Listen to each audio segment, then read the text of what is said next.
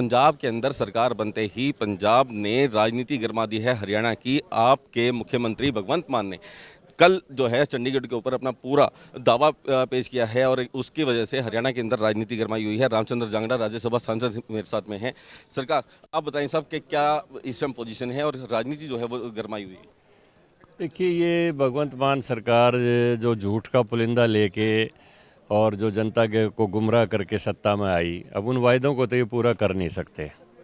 अब उन वायदों से ध्यान भटकाने के लिए अब इन्होंने एक चंडीगढ़ का नया मुद्दा छेड़ा है। 1966 में पंजाब हरियाणा जब अलग अलग हुए तो उसी समय फैसला हो गया था कि 60% हिस्सा पंजाब का है और 40% हरियाणा का। उसके बाद ना कोई अलग से आयोग बैठा है, ना कोई अलग से कोई मीटिंग बैठी, वो यूँ का यूँ चल रहा है आज तक। तो हरियाणा का जो हिस्सा है वो है, इसमें भगवंत मान कहो चाहे और कुछ कहो, इसमें कोई फ़र्क नहीं पड़ने वाला। हरियाणा जितना हिस्सा है अपना चंडीगढ़ में उसमें कायम है, रहेगा, वो हमारा रहेगा। इसका लॉजिक क्या है, मोटिव क्या माना जा सकता है इस समय पे ये बात कहना और एक तरह से राजनीति? मोटिव मैंने आपको बता तो दिया कि जनता के बीच में जो झूठ का पुलिंदा इन्होंने पेश किया, अब उन वायदों को ये पूरा तो कर नहीं सकते क्योंकि वो झूठ का पुलिंदा था। अब ये बिजली फ्री देने की 300 यूनिट की बात कर रहे थे, उससे भी ये मुकर रहे हैं। और दूसरी जो बातें थी, अब ये किसानों के ऊपर भी लाठीचार्ज करवाते हैं, जो कहते थे बार बार मोदी सरकार को कोसते थे, अब उनकी मांगों से भी मुकर रहे हैं। अब उन मुद्दों से ध्यान भटकाने के लिए इन्होंने नया मुद्दा ये चंडीगढ़ का छेड़ा है और यही इसके पीछे इनका उद्देश्य है कि लोग उनको भूल जाएं और इस नए मुद्दे के ऊपर आ जाएं, और कोई दूसरी बात नहीं है। SYL का मुद्दा जो है बहुत पुराना चलता आ रहा है, दिल्ली को पानी जाता है, तो अब क्या मानते हैं कि केजरीवाल इसमें हस्तक्षेप करेंगे कि पंजाब से जो है पानी हरियाणा को पूरे तरीके से मिले? केजरीवाल कुछ नहीं करेगा, इसकी झूठ की राजनीति चलती है और ये राष्ट्रीय मुद्दों के ऊपर ना कोई चर्चा करता, ना इसकी कोई दिलचस्पी होती राष्ट्रीय मुद्दों के ऊपर। कि ठीक है कि दिल्ली के बाद ये पंजाब में सत्ता पाने में कामयाब हो गया, लेकिन आगे लंबे समय तक ये ऐसा जो झूठ तंत्र है चलने वाला है नहीं। पंजाब के अंदर 92 सीटें, बहुत बड़ा प्रचंड जीत जो है वो हो गई और इसकी अपेक्षा भी नहीं थी। क्या मानते हैं कि जो आगे आने वाले चुनाव हैं, हरियाणा का चुनाव भी उसमें है, हिमाचल का चुनाव भी है, गुजरात के, तो ये पार्टी वहाँ पर भी लड़ने जा रही है, क्या क्या माहौल रहेगा उसमें? हरियाणा पंजाब की परिस्थितियाँ अलग अलग हैं। पंजाब में एक कारण के कारण राजनीतिक वैक्यूम पैदा हो गया।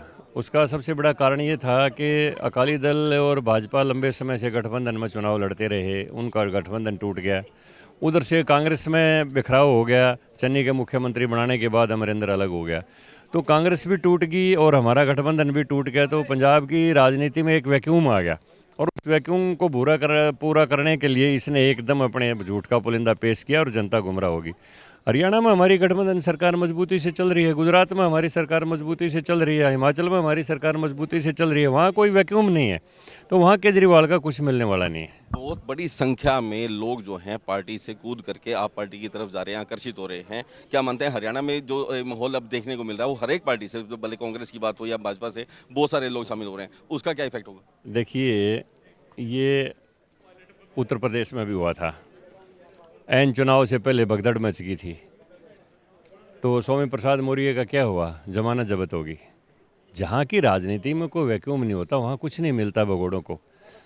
यहाँ की राजनीति में कोई वैक्यूम नहीं है। मुख्यमंत्री मनोहर लाल जी के नेतृत्व में गठबंधन सरकार सही बखूबी चल रही है, खालीपन नहीं है हरियाणा में। और ये जैसे ये आम आदमी पार्टी है तो एक DAP भी होती है, दुखी आत्मा पार्टी भी होती है। वो दुखी आत्माएं जो है ना, वो इस तरह की तलाश करती हैं, वो घूमती रहती हैं, तो उनको अंत में जहाँ देखो खालीपन होता है वहाँ तो खालीपन भरा ही जाएगा। लेकिन ना हरियाणा में कोई खालीपन है, ना हिमाचल में है, ना गुजरात में है, यहाँ केजरीवाल को कुछ मिलने वाला नहीं है। लेकिन कहीं भाजपा का अति आत्मविश्वास जो है क्या कहीं भारी पड़ सकता है? क्योंकि जो जिस तरीके का माहौल अभी क्रिएट हो रहा है, भले ही वो झूठ की राजनीति जैसे कि आप बता रहे हैं, उसके बुत्ते पर जो है वो राजनीति इस तरीके से कि पंजाब को भी जीत करके ले गए, क्या वो अति आत्मविश्वास कहीं घातक होगा? नहीं, देखिए, पंजाब में हम पहले से अपने आप को मान रहे थे कि हम आत्मविश्वास में नहीं थे, क्योंकि एकदम गठबंधन हमारा टूट गया। उसके बाद क्यों पार्टी ने कभी 20-25 सीटों से ऊपर चुनाव नहीं लड़ा था, तो हम अपने पूरे संगठन को खड़ा नहीं कर पाए। लेकिन यूपी में हमें आत्मविश्वास था, मणिपुर में हमारा आत्मविश्वास था, गोवा में हमारा आत्मविश्वास था, उत्तराखंड में हमारा आत्मविश्वास था। वो आत्मविश्वास हरियाणा, गुजरात और हिमाचल में भी कायम रहेगा। राज्यसभा की सीटें जो हैं बहुत ज़्यादा एकदम से जो है बढ़ गई और बहुत जो है एक तरह से पूरा कब्जा जो है बीजेपी का है, और 100 सीटें जो कभी कभी जो है बिल्कुल ना बराबर हुआ करती थी, कैसे दिखते हैं? देखिए, आज भारतीय जनता पार्टी का पूरे देश के अंदर मोदी के नाम से एक है संदेश है, और उस संदेश का एक कारण है, कोई वैसे नहीं है, झूठ तंत्र की राजनीति नहीं है। अब आज देखिए, यूक्रेन का युद्ध चल रहा है और रसिया जो है इंग्लैंड को भी धमकी देता है, अमेरिका भी को भी धमकी देता है कि यूक्रेन की मदद की तो परिणाम भुगतने पड़ सकते हैं। लेकिन वही रसिया जिस समय 1965 की लड़ाई में ताशकंद में समझौता हुआ तो हमने पाकिस्तान को जीत लिया था, लाहौर तक हम चले गए थे और प्रधानमंत्री लाल बहादुर शास्त्री और पाकिस्तान के प्रधानमंत्री को ताशकंद में बुला के समझौता करवाया और हमारे क्षेत्र भी हमारे प्रधानमंत्री ने वापस दे दिए समझौते में, और वहाँ से रहस्यमय परिस्थितियों में उनकी मौत हुई। लेकिन आज वही रसिया है कि हमारे प्रधानमंत्री के कहने से 8 घंटे तक युद्ध विराम कर देता है, अपने यूक्रेन से अपने छात्रों को निकालना है।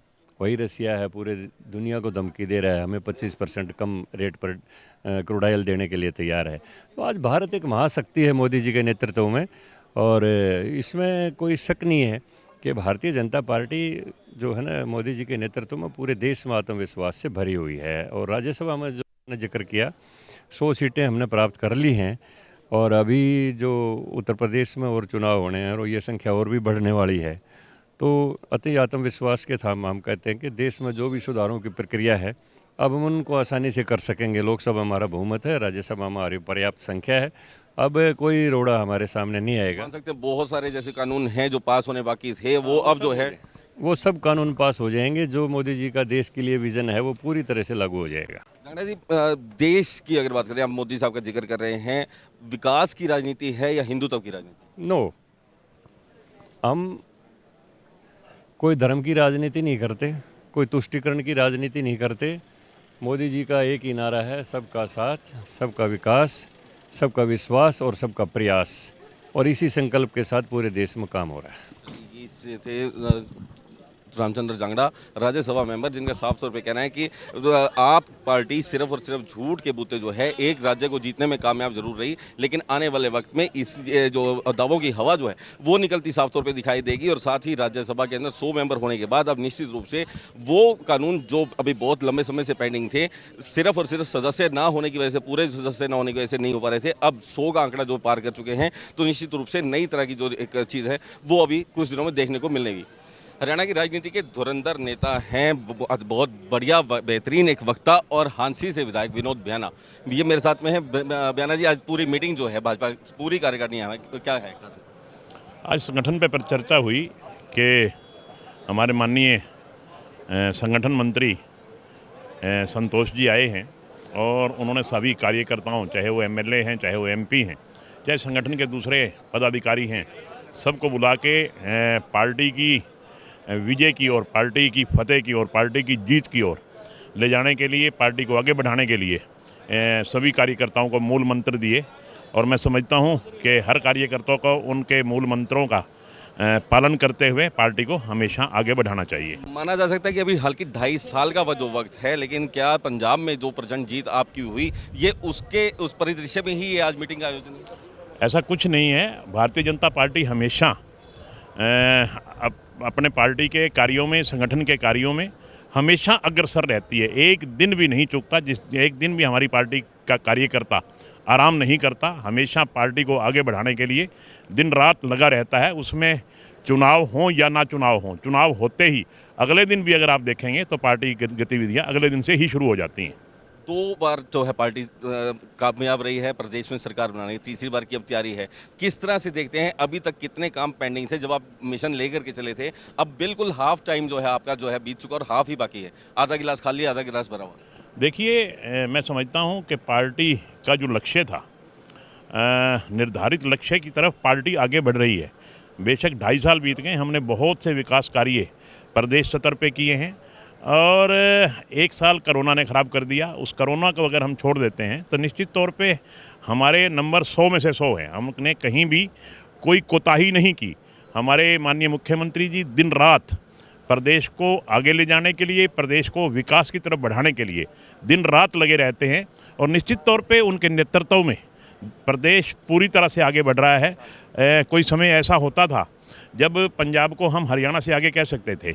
आज सारे आंकड़े देखिए, हरियाणा की स्थिति हर क्षेत्र में पंजाब से कहीं बेहतर है। ये सब भारतीय जनता पार्टी की नीतियों का और हमारे माननीय मुख्यमंत्री जी की सुबह और शाम तक मेहनत का परिणाम है कि हरियाणा प्रदेश निरंतर विकास की तरफ बढ़ रहा है। बयाना साहब, बड़ी एक क्लियर सी बात कि ना तो पंजाब ने कभी पहले कांग्रेस के वक्त में, अकाली के वक्त में चंडीगढ़ के ऊपर अपना हक जताया, लेकिन अभी हाल में सरकार बनी, कुछ वक्त बीता, लेकिन साथ में ही हक जताना शुरू कर दिया चंडीगढ़ के ऊपर। कैसे देखिए? मैं समझता हूँ कि उन्होंने ना जनता को अनाप शनाप वायदे किए जब चुनाव लड़ रहे थे। 1000 रुपये पेंशन देंगे, बिजली फ्री देंगे, ऐसे ऐसे कई वायदे उन्होंने किए जो वायदे पूरा करने में मेरे ख्याल में वो कामयाब नहीं होंगे। जनता का ध्यान भटकाने के लिए अब उन्होंने एक नया शगुफा खेला है। नहीं तो आप बहुत बढ़िया ढंग से समझ सकते हैं कि हरियाणा और पंजाब का एक समझौता है और उसमें सेंट्रल गवर्नमेंट इन्वॉल्व है कि 40% हिस्सा हरियाणा का है और 60% हिस्सा पंजाब का है। उससे ना तो कोई हरियाणा से कोई हिस्सा पंजाब छीन सकता और ना कोई पंजाब का हिस्सा हरियाणा छीन सकता। तो निश्चित तौर पे ये पब्लिक को, जनता को बहकाने का एक बहाना है। जो जनता की डिमांड्स उसने पूरी करनी थी उनसे उनको भटकाने का एक बहाना है और कोई इसमें कुछ भी नहीं है, एक शगुफा मात्र है। मोदी साहब के खिलाफ बोलते हैं और मोदी साहब से 1 लाख करोड़ मांगे जा रहे हैं। तो मैं यही तो कह रहा हूँ, है कुछ भी नहीं, धरातल पे कुछ भी नहीं है। ये मोदी साहब के खिलाफ बोले। मोदी साहब की जनता पूरी तरह से मोदी साहब को स्वीकार कर चुकी है। निश्चित तौर पे मोदी साहब ही इस देश के सबसे बड़े नेता हैं और उनके नेतृत्व में मैं समझता हूँ लंबे समय तक भारतीय जनता पार्टी की सरकार रहेगी। लंबे समय तक रहेगी भारतीय जनता पार्टी की सरकार। विनोद बियाना जो है MLA हैं, हाँ जी से, इनका साफ तौर पे कहना है, साथ ही कहना है कि जो जिस तरीके से अधिकार जब जो है एक विधानसभा के अंदर ऐलान किया गया, जताया गया कि चंडीगढ़ जो है वो पंजाब को दिया जाए, इस तरह की मांग जो है वो भगवंत मान कर रहे हैं, वो बेतुकी है। जो वायदे किए गए थे उनसे सरासर लोगों का ध्यान भटकाने का ही एक मुद्दा है। इसके अलावा अन्य कोई इसका कारण नजर नहीं आता। देखिए, आम आदमी पार्टी को पंजाब के अंदर ज़बरदस्त जन समर्थन मिला है और भगवंत मान को मुख्यमंत्री के नाते पंजाब की जनता ने जो उनसे आशा रख करके, जो उम्मीद रख करके जो वोट दिया है, उसका सम्मान करते हुए अपने वायदों को पूरा करने पर ध्यान देना चाहिए। जिन वायदों के कारण से पंजाब की जनता ने उनको सरकार बना करके दी है, इस सरकार के मुखिया के नाते उनका फ़र्ज़ बनता है कि वो महिलाओं को जो उन्होंने मासिक जो 1000 रुपये का मानदेय देना था और साथ में जो बिजली मुफ्त देनी थी, उनको पहले दिन पहली कलम से उनको अपने वायदों को पूरा करना चाहिए था। नहीं तो ये वायदा खिलाफी है, जनता के प्रति ये विश्वासघात है और लोकतंत्र के इतिहास में दूसरी कोई इतनी बड़ी मिसाल नहीं मिलेगी विश्वासघात की, जो भगवंत मान के नेतृत्व में आम आदमी पार्टी की सरकार कर रही है। रही बात चंडीगढ़ को लेकर के कोई प्रस्ताव पारित करना, ये सीधे सीधे अपने किए हुए चुनावी वायदों से जो मुकर रहे हैं उससे जनता का ध्यान हटाने की कोशिश है। उनको मैं बताना चाहूँगा कि पंजाब की जिस प्रकार की वित्तीय स्थिति है, वह कंगाली में आटा गीला करने वाला काम ये अपने चुनावी वायदों का वो करने वाले हैं। वो पंजाब को ही संभाल लें, चंडीगढ़ की क्या वो उम्मीद करेंगे। चंडीगढ़ केंद्र शासित प्रदेश, हरियाणा पंजाब का मिलकर के राजधानी के नाते 50 साल का ये एक बहुत ही लंबा रिश्ता और हरियाणा का अपना अधिकार मुकम्मल है और कोई माई का लाल उसको छू नहीं सकता है, छेड़ नहीं सकता है। कैप्टन साहब, ये जो प्रस्ताव पारित हुआ है, पंजाब के बाद अब हिमाचल, उसके बाद हरियाणा, अब गुजरात में भी वो गए हुए हैं, उसको किस तरह से देखते हैं? बिल्कुल, उनको भी ध्यान में रखना चाहिए कि पंजाब के अतिरिक्त अभी हाल में चुनाव संपन्न हुए, उत्तर प्रदेश में उनकी जमानतें जब्त हुई, उत्तराखंड में उनकी सब सीटों पर जमानतें जब्त हुई, उनकी गोवा के अंदर जमानतें जब्त हुई। 475 सीटों पर कुल मिलाकर के जमानत जब्त कराने का महान रिकॉर्ड आम आदमी पार्टी ने अपने नाम पर किया है। इससे उनको सब्र नहीं आया है, वह और भी राज्यों में जाकर के अपनी फजीहत का नया रिकॉर्ड बनाने चाहते हैं। उसका सीधा कारण था कि पंजाब के तत्कालीन वर्तमान राजनीतिक नेतृत्व और राजनीतिक परिदृश्य से पंजाब की जनता कहीं ना कहीं निराश हो चुकी थी और वो विकल्प की तलाश में थी। और उस विकल्प को लेकर के और जो आम आदमी पार्टी के बड़े बड़े जो चुनावी वायदे थे, जो सपने उन्होंने दिखाए थे, उनके कारण से उनको ये जन समर्थन मिला और उनको उस जन समर्थन का सम्मान आम आदमी पार्टी के नेताओं को करना चाहिए। कैप्टन साहब, अभी ये प्रस्ताव पारित ही हुआ है, क्या हरियाणा के लोग दिल्ली में जाकर अब क्योंकि खाली प्रस्ताव यहाँ पारित हुआ, अभी बहुत से चैनल हैं, कोई दिल्ली केंद्र से ऐसी मांग होगी कि इसे अनुमति ना दी जाए, क्योंकि एक बड़ा विवाद जो अंतर्राज्यीय विवाद है वो बहुत बड़ा खड़ा होने वाला है। मुझे लगता है कि देखिए, ये केवल मात्र ध्यान हटाने की कवायद है, इसके कोई और मायने नहीं हैं।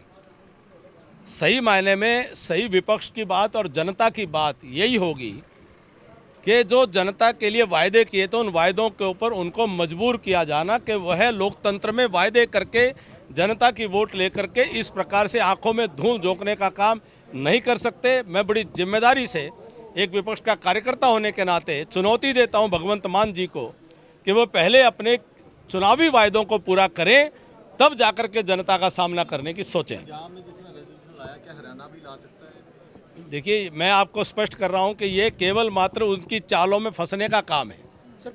वह जनता की आंखों में धूल झोंकना चाहते हैं और वह अपने किए हुए चुनाव वायदों से मुकरना चाहते हैं और उनको इससे बचने देना नहीं चाहिए। जनता के हित में पूरे विपक्ष को उनके साथ में जिम्मेदारी से उनको अपनी चुनाव वायदों को पूरा करने के लिए मजबूर करना चाहिए। सर, आम आदमी पार्टी हरियाणा में हरियाणा में अपना भविष्य देख रही है, लेकिन पंजाब से एसवाईएल का पानी हरियाणा को नहीं मिल रहा है, तो ऐसे में क्या आम आदमी पार्टी के नेता अरविंद केजरीवाल, दिल्ली के मुख्यमंत्री को इस पर स्टैंड साफ करना चाहिए कि वो पंजाब से हरियाणा को पानी दिलवाएंगे? अरविंद केजरीवाल जी अपना रुख स्पष्ट कर चुके हैं। पंजाब की धरती से उन्होंने ऐलान किया था कि वह नहीं मानते कि हरियाणा का इस एसवाईएल के पानी पर कोई हक है। उनका ये मानना है कि वो स्पष्ट कर चुके हैं कि उनकी अपनी मातृभूमि जहाँ वो पैदा हुए, वो आज भी उसको पानी की तलाश है, पानी का इंतज़ार है। वह अपनी मातृभूमि के प्रति ही उन्होंने गंभीरता नहीं दिखाई, तो उनसे कोई उम्मीद करना बेमानी है। जहाँ तक वो अपना भविष्य तलाश रहे हैं हरियाणा के अंदर, उनका भविष्य हरियाणा के अंदर निश्चित तौर पर तय है। जो उनके साथ में उत्तर प्रदेश में और उत्तराखंड में बीती है, उसका और ज़्यादा उसका खराब स्वरूप उनको यहाँ देखने को मिलेगा। उनकी यहाँ मिट्टी पलीद होने वाली है। दावा ये कह रहे हैं कि बहुत बड़ी संख्या में जो पार्टी के नेता हैं, दूसरी पार्टी के नेता, वो आप पार्टी में जा रहे हैं। इस चीज़ को देखते हुए भी क्या भाजपा अति आत्मविश्वास में नहीं? देखिए, सवाल भाजपा का या और किसी का नहीं है। भारतीय जनता पार्टी अपने राजनीतिक क्षेत्र में जिम्मेदारी के साथ जनता के साथ जुड़ करके अपने राष्ट्रवाद के सिद्धांत को लेकर के अपने करोड़ों कार्यकर्ताओं के दम पर जनता के बीच में सदा रहने का काम करती है और केवल कोई झूठ और प्रपंच की, छल और कपट की राजनीति ना करते हुए सीधे सीधे सुशासन और विकास की राजनीति भारतीय जनता पार्टी करती है। आम आदमी पार्टी का छल और कपट और प्रपंच पंजाब में ही आज उजागर हो गया है कि वह अपने वायदा पूरा ना करके वायदा खिलाफी करते हुए वह जनता के साथ विश्वासघात करने लगे हैं। इसलिए ऐसे विश्वासघाती लोगों से कम भारतीय जनता पार्टी जो एक जिम्मेदार मजबूत पार्टी है, उसको डरने की कोई आवश्यकता नहीं है। हरियाणा प्रदेश के कृषि मंत्री जेपी दलाल इस वक्त मेरे साथ में मौजूद हैं। मीटिंग अभी खत्म हो रही है, संगठन की मीटिंग थी आज। क्या ये हमारी परंपरा है भारतीय जनता पार्टी में, संगठन की बैठकें होती रहती हैं। उसी श्रृंखला में हर प्रदेश स्तर पर जो हमारे केंद्रीय नेतृत्व है वो संगठन की, सरकार की मिलजुल कर बैठक लेती है। उसमें चर्चाएं होती हैं कि किस तरह से हम और ज़्यादा जनता की सेवा के लिए क्या क्या मतलब काम कर सकते हैं, कैसे अपना व्यवहार करें, कैसे अंत्योदय की भावना से गरीब आदमी तक पहुंच पाए। अमूमन तौर पे इस तरह की बैठकों का आयोजन चुनाव से कुछ समय पहले देखने को मिलता है, लेकिन इस वक्त में क्या माना जाता है कि पंजाब में जो जीत हुई है उसको देखते हुए यहाँ से अभी ये कार्रवाई शुरू हुई? नहीं, भारतीय जनता पार्टी कोई एक वक्त चुनाव की वक्त राजनीति नहीं करती। हम तो हमेशा ही हर साल जो है इस तरह की बैठकें करते रहते हैं, जनता के हित की बातों में हमेशा ही लगे रहते हैं और चुनाव से इसका कोई संपर्क नहीं है। कल जो विधानसभा पंजाब के अंदर जो टिप्पणी हुई है चंडीगढ़ को लेके, उसके ऊपर आपकी प्रतिक्रिया? दुर्भाग्यपूर्ण है, ये ड्रामेबाजी करते रहते हैं। पंजाब हमेशा ही पंजाब की विधानसभा में इस तरह के प्रस्ताव आते ही रहते हैं। जनता का ध्यान जो है डाइवर्ट करने की कोशिश करते हैं। असली समस्याएं जनता की है। मैं समझता हूँ कि इनको बने महीना हुआ नहीं है और जो इन्होंने मैनिफेस्टो दिया था उसकी तरफ ध्यान लगाते तो अच्छा होता। इसकी बजाय जो है लोगों का ध्यान आकर्षित करने के लिए नई समस्याएं पैदा करने की कोशिश कर रहे हैं। ज्ञानचंद गुप्ता जी विधानसभा अध्यक्ष जो हैं अभी मीटिंग से निकल के बाहर आ रहे हैं। एक प्रतिक्रिया सिर्फ आपसे चाहिए जो कल चंडीगढ़ के लिए बोला गया है पंजाब विधानसभा में। देखिए, एक विधानसभा में प्रस्ताव पास करने के साथ कोई चंडीगढ़ पंजाब का हो जाएगा, मुझे ऐसा नहीं लगता। अगर एक प्रस्ताव पास करने से चंडीगढ़ पंजाब का हो जाता है तो हम 10 प्रस्ताव पास कर देंगे, हरियाणा का हो जाएगा क्या? इसका मोटिव क्या नजर आता है? इसका मोटिव सिर्फ जनता को भ्रमित करना है, जनता को मूर्ख बनाना है। ज्ञानचंद गुप्ता जी साहब बोल के गए जनता को भ्रमित करने के अलावा इसका कोई और अन्य मोटिव नजर नहीं आता। भाजपा पार्टी के वरिष्ठ नेता पूर्व मंत्री कृष्ण लाल पंवार इस वक्त मेरे साथ में हैं। इनसे चर्चा करेंगे। हरियाणा की राजनीति अभी 2-3 दिन से कुछ गरमाई हुई है। आप पार्टी सत्ता में आई, सत्ता के आने के बाद कुछ इस तरह की बातें की जा रही हैं, चंडीगढ़ जो है पंजाब को सौंपने की बातें की। राजनीति हरियाणा की गरमाई है। इसमें हरियाणा प्रदेश और पंजाब जब ज्वाइंट पंजाब थे, जब विभाजन हुआ तो उसमें 40 का रेशो का तय था और आज भी 60% पंजाब है और 40% हरियाणा है। जो चंडीगढ़ की बात है या विधानसभा की बात है, सेक्रेटेरिएट की बात है या कोर्ट की बात है, तो उस पर हरियाणा का क्लेम एज इट इज़ रहेगा। ये स्थिति बनाई क्यों जा रही है? ये क्या मोटिव क्या हो सकता है कि इस तरह की बात विधानसभा के अंदर कहना और एक तरह से नई राजनीति के अंदर जो है एक धमाका करना? इससे पहले भी अतीत में भी बातें होती रही हैं। अतीत के अंदर भी जो सरकारें बनी हैं इस प्रकार के शूट तो रहे हैं, लेकिन हरियाणा प्रदेश का जो क्लेम है वो एज इट बरकरार है और बरकरार रहेगा।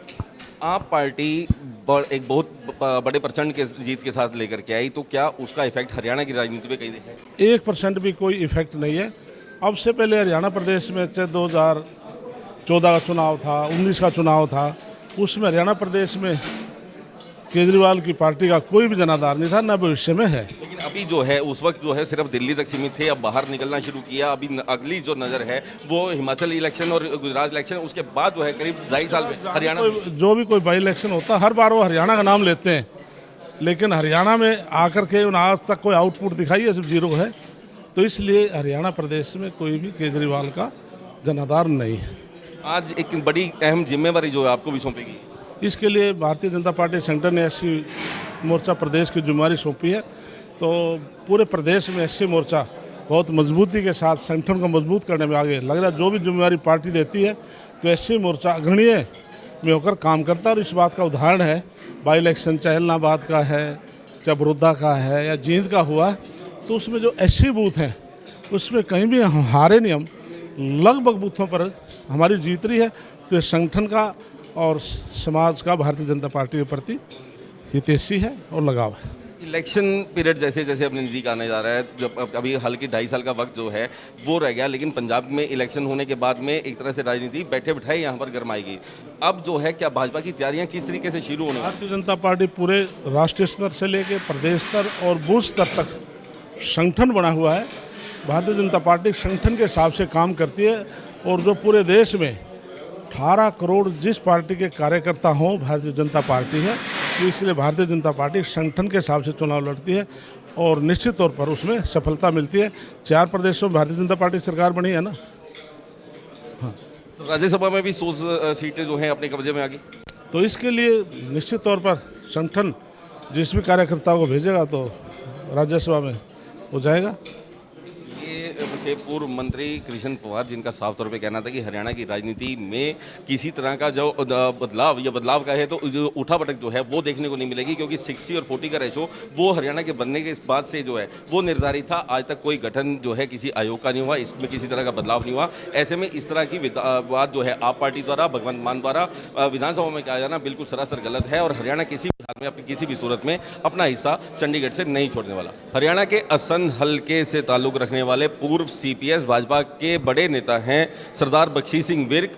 इनसे बात करेंगे हरियाणा की राजनीति का जो वर्तमान परिदृश्य है, क्या कैसे वर्तमान बहुत अच्छा चल रहा है और इसमें मैं आपके चैनल को सबसे पहले मैं बहुत बहुत बधाई देता हूं कि जिन्होंने मेरी बात को अभी सभी देश और प्रदेश में पहुंचाने का काम किया, क्योंकि वर्तमान के अंदर सरकार ने जो पिछले कोरोना के समय में, जो कोरोना काल के अंदर भी इतना संकट आया देश के ऊपर, लेकिन हरियाणा में किसी भी काम की कोई गति कमज़ोर नहीं हुई। सबसे बड़ी उपलब्धि ये है। सरदार साहब 2.5 साल का वक्त जो है अप्रोक्स वो हरियाणा सरकार के हाथ में है इलेक्शन में जाने के लिए। वर्तमान में क्योंकि 2 बार जो है सरकार बन चुकी, तीसरी बार किसी भी सरकार का जीतना बहुत मुश्किल रहता है। आप क्या समझते हैं कि सरकार को किस तरह के काम करने चाहिए थे और मौजूदा वक्त में सरकार कहाँ स्टैंड करे? देखो, मौजूदा में जितने भी काम जो आज भी प्रदेश में चल रहे हैं उनमें बड़ा तेज़ी से काम चल रहा है और उनका संज्ञान है जो मुख्यमंत्री जी है समय समय पर यहाँ पर बैठ के अपने अधिकारियों से लेते रहते हैं। वो मंत्रियों से भी ऊपर होके इतना काम करते हैं कि हर डिपार्टमेंट के अधिकारी के साथ उनका तालमेल रहता है भी कहाँ किस काम की हमने घोषणा की थी और वो काम कहाँ तक पहुँच गया है, और उस काम के संज्ञान लेने से जो काम है ना उसकी गति जो है ना तेज़ रहती है, वो काम की धीमी गति नहीं होती। इसलिए ये काम इतने चलते चल जाएंगे कि जो आने वाले अभी 2.5 साल बाकी पड़े हैं उसमें ऐसी कोई भी चीज़ बाकी नहीं रहेगी। और मेरे ख्याल में मुख्यमंत्री जी ने जो भी योजनाएं हमारे प्रदेश में लाए हैं वो बड़ी एक सराहनीय कदम है उनके लिए, और उस कदम को देखते हुए देश के प्रधानमंत्री जी भी उनके कामों पर बहुत ज़्यादा खुश हैं और उनको पूछ के बाकी मुख्यमंत्री जो है दूसरी स्टेटों के उनके नक्शे कदम पर चलते हैं। पंजाब को यूटी दे दिया गया, पंजाब भी अमित शाह यहाँ पर आए थे चंडीगढ़ के अंदर, और उससे आप कितना सहमत है, कितना होना चाहिए?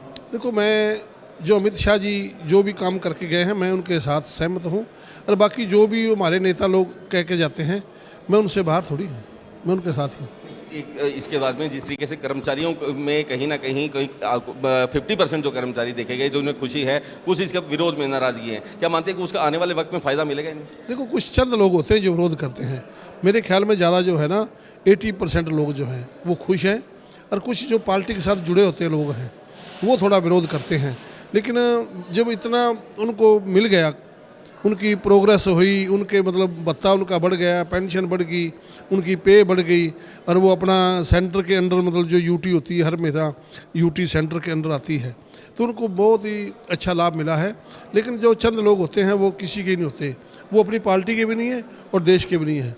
जो देश का हित की बात करेगा वो हमेशा ही इस बात को जरूर मान के चलेगा। सरदार साहब, विधानसभा पंजाब के अंदर आवाज़ गूंजी है कब्जे के ऊपर, चंडीगढ़ के ऊपर कब्जा, हरियाणा क्या हिस्सा छोड़ देगा, कैसे पॉसिबल?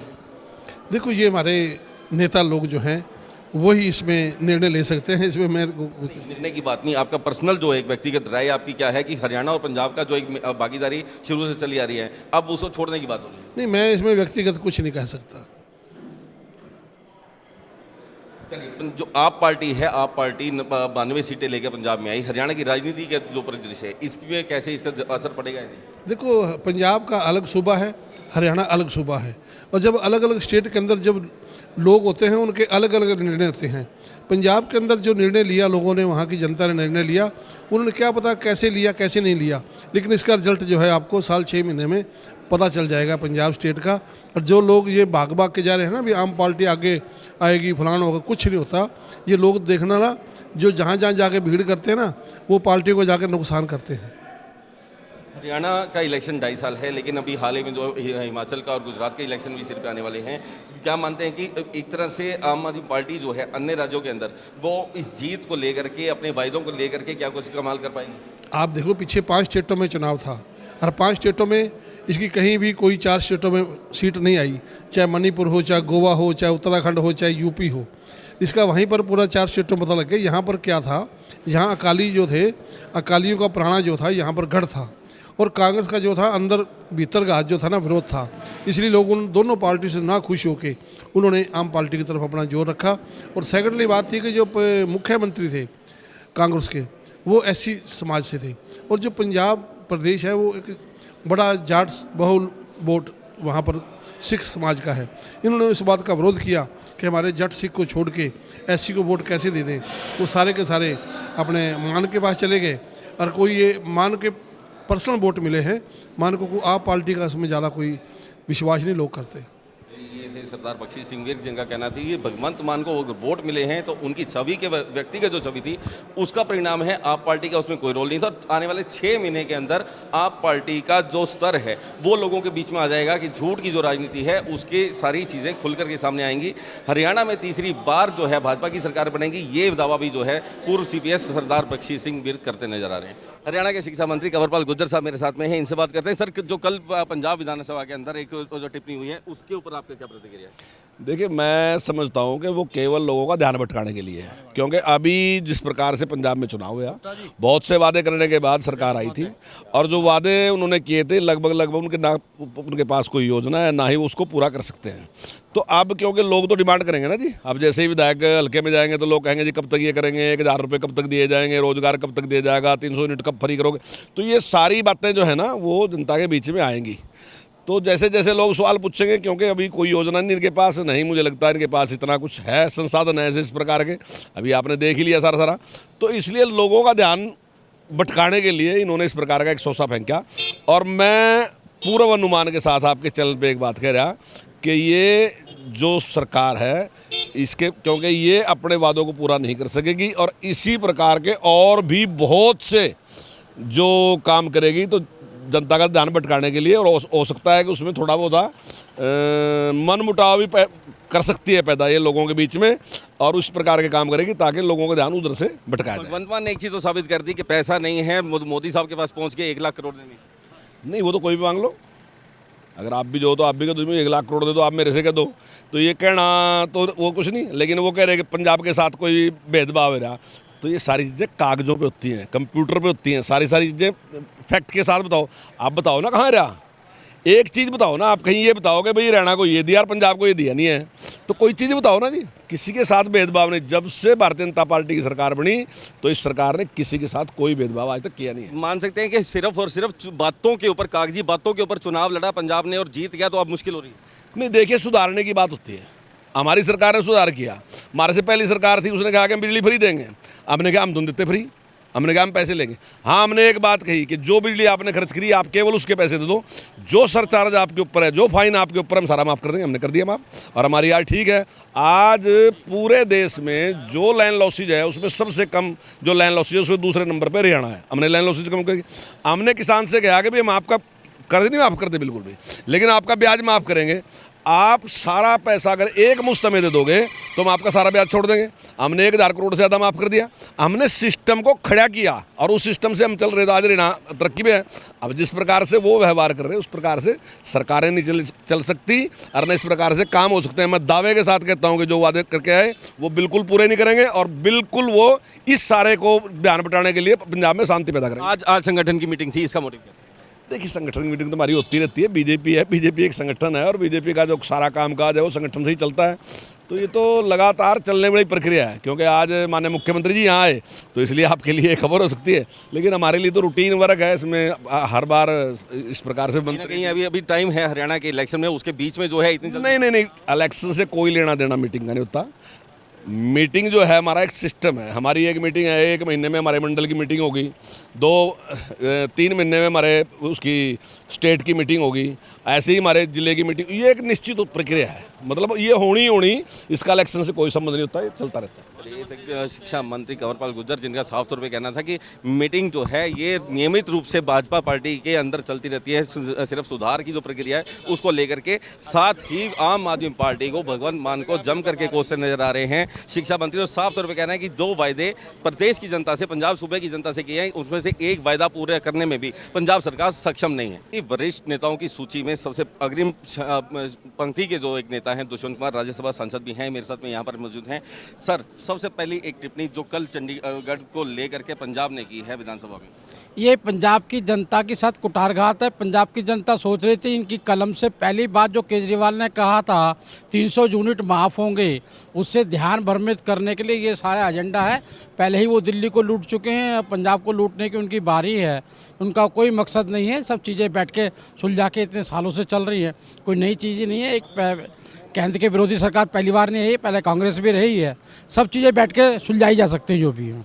आप पार्टी के सबसे वरिष्ठ नेताओं की श्रेणी में हैं, हरियाणा के प्रभारी भी आप हैं। जितने भी मेरी तमाम सभी नेताओं से बात हुई उनका एक यही बात है कि सिर्फ और सिर्फ दिखावे के लिए या सिर्फ जो ध्यान भटकाने के लिए। क्या ये मान सकते हैं कि जिस तरह संगठन की मीटिंग आप लोग कर रहे हैं, क्या आप पार्टी का कहीं फोबिया दिमाग पे नेताओं पे अभी से बैठने लगा है? चुनाव में अभी कोई फोबिया नहीं है। मैं उत्तराखंड से आता हूँ, उत्तराखंड का प्रभारी हूँ, बहुत फोबिया दिखाया है वहाँ पर। जमानत जब्त होकर वहाँ से आए हैं, गोवा से जमानत जब्त होकर आए हैं, उत्तर प्रदेश से जमानत जब्त होकर आए हैं। ये खाली कुछ हुआ नहीं है, ऐसे दिखावा नाटक करते हैं, ड्रामा करते हैं, कुछ असंतुष्टों को लेकर अपनी राजनीति करने का काम करते हैं। आप आदमी का भविष्य कैसे देखते हैं? आम आदमी भविष्य कोई भविष्य नहीं है। जो आदमी झूठ के पायदान पे खड़ा हो, झूठ के सहारे चलता हो, उसका भविष्य अंधकार में ही रहता है। कांग्रेस का भी ये हर्ष हुआ था, अब इनका भी ये हर्ष होने वाला है। हरियाणा को लेकर के अभी से मीटिंगों का दौर जारी है, हरियाणा की क्या आगे तैयारी है इलेक्शन में? देखिएगा, एक राजनीतिक दल है और मीटिंगें एक इसका भाग होता है और चुनाव लड़ना इसका सबसे बड़ा भाग होता है। तो इसलिए उसमें सभी विषयों पे बैठ के लगातार चर्चा होंगी, सभी पे बात करेंगे। राज्यसभा के सांसद हैं डॉक्टर सुशील गुप्ता, लगातार दावे कर रहे हैं कि डेली जो है दर्जनों लोग हर पार्टी से वो कांग्रेस में आप पार्टी में आ रहे हैं। हाँ, ऐसा तो बोलते हैं, वो बोलते हैं, मेरे साथ राज्यसभा में भी है। झूठ बोलना उनका काम है, झूठ बोलते रहना। जो बिल्कुल जब भी कह नहीं रहे थे पंजाब में जो आएंगे कवाड़ा, जो आ रहे हैं कवाड़ा हम नहीं लेंगे, अब वो कवाड़ा क्यों इकट्ठा कर रहे हैं? तो उनका करनी और मैं सोच में फ़र्क है सब कुछ, इसलिए मैं मानता नहीं कि जो बोलते हैं वो सच बोलते हैं। राज्यसभा सांसद सुशील कुमार गुप्ता बोलते हैं सरासर झूठ, और झूठ की राजनीति के बूते जो है वो लोगों को इकट्ठा किया जा रहा है। लेकिन आने वाला जो वक्त है आप पार्टी के लिए हरियाणा के अंदर वो कहीं जनाधार खड़े करने वाला नहीं है। सरकार बनाने की स्थिति में कभी भी आम आदमी पार्टी नहीं आ सकती, ऐसा कहना है सांसद दुष्यंत कुमार का।